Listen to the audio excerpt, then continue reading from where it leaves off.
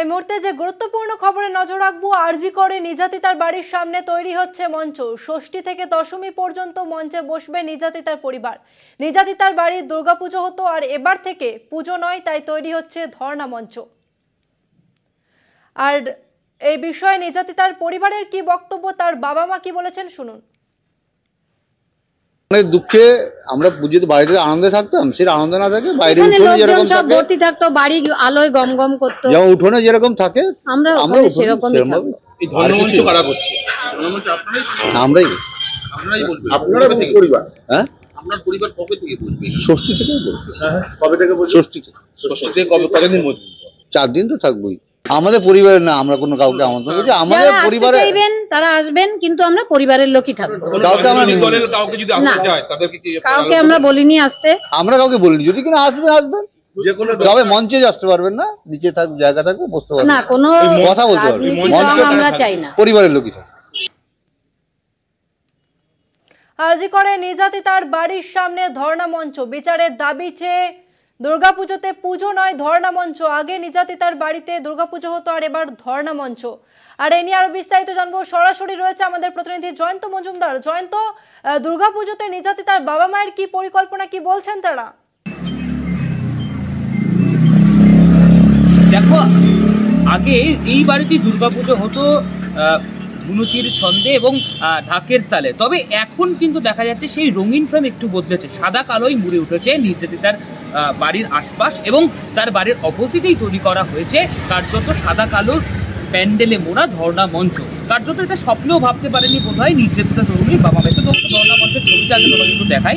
দেখো, এই সেই ধর্ণা মঞ্চ তৈরি করা হয়েছে, এবং এখানেই কিন্তু নির্যাতিতার বাবা এবং মা যেমনটা জানিয়েছেন, ষষ্ঠী থেকে শুরু করে দশমী পর্যন্ত কিন্তু তারা বসতে চলেছে। অর্থাৎ ষষ্ঠী থেকে দশমী কিন্তু এই ধর্ণা মঞ্চেই কিন্তু থাকবেন।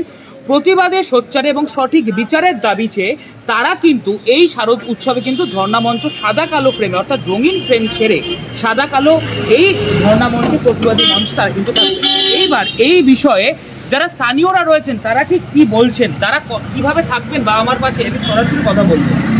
ধর্ণা মঞ্চ পাড়ার মেয়ে ছিল, বলার আর ভাষা নেই, মানে কি বলবো, মানে বলতে গেলে আটকে যাচ্ছে। ওর বাড়িতে 2 বছর পর দুর্গাপুজো হয়েছিল, এই বছর 3 বছর হতো। এখন এই ধরুন ঠাকুর থেকে প্যান্ডেল থেকে ঠাকুর সব অর্ডার দেওয়া হয়েছিল, প্রত্যেকটা জিনিস ক্যান্সেল করতে হয়েছে। এবার আমরা ঠিক করেছি, ও বাবা মা তো থাকলে আমরাও পাড়াতে পুজোর সঙ্গে ঠাকুর দেখতে যাবো না, আমরা এই ধর্ণা মঞ্চেই আমরা থাকবো। এখন বলতে এরকম একটা আমাদের প্ল্যান রয়েছে। এতদিন কেটে গেল, এখনো পর্যন্ত বিচারের জন্য কি বলবেন, যে বিচার সঠিক বিচার হলো না, সুবিচার হলো না, কি বলবেন বিষয়টা হিসেবে দেখছেন আপনারা? এখন পর্যন্ত ধরুন আজ যেমন 57-58 দিন হয়ে গেল, একজনই ধরা পড়লো এই কেসে, এখন পর্যন্ত একজনও ধরা পড়লো না। বুঝতে পারছি না ব্যাপারটা কোন দিকে যাবে। আমরা তো একটা বিচারের আশায় রয়েছি, এখন দেখা যাক পরে। এখন কেসটা হাতে আছে, এরাই বা কী করছে, আমরা কি আর বুঝতে পারছি না এই ব্যাপারটা কোন দিকে যাবে, আদৌ কিছু হবে কি হবে না। একদম হতাশায় আছি আমরা। এখন একটা আমরা চাইছি আর সুবিচার একটার জন্য আমরা এখানে ধর্ণা মঞ্চ।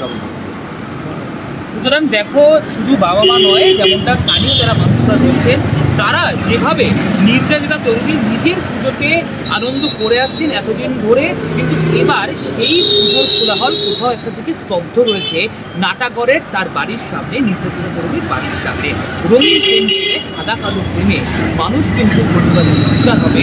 ষষ্ঠী থেকে দশমী পর্যন্ত সঙ্গে থাকবে নির্যাতিতা তরুণীর বাবা এবং মা, এবং তারা এমনটাও স্পষ্ট করেছেন যে এখানে যদি কোনো রাজনৈতিক ব্যক্তিত্ব আসে তাহলে মঞ্চের তারা না বলে মঞ্চের বাইরে দাঁড়িয়ে যা কথা বলার সেই সঙ্গে তারা কিন্তু কথা বলবেন।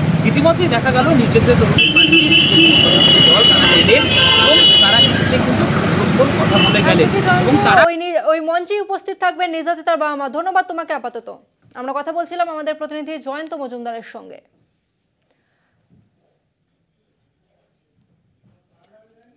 আপনাদের আরো একবার জানিয়ে রাখবো, আরজি করে নির্যাতিতার বাড়ির সামনে তৈরি হচ্ছে ধর্ণা মঞ্চ। আগে ওই নির্যাতিতার বাড়িতে পুজো হতো, আর এবার থেকে পুজো নয়, বিচারের দাবিতে আরজি করে নির্যাতিতার বাড়ির বাইরে তৈরি হচ্ছে ধর্ণা মঞ্চ, এবং সেই মঞ্চে উপস্থিত থাকবে নির্যাতিতার বাবা মা।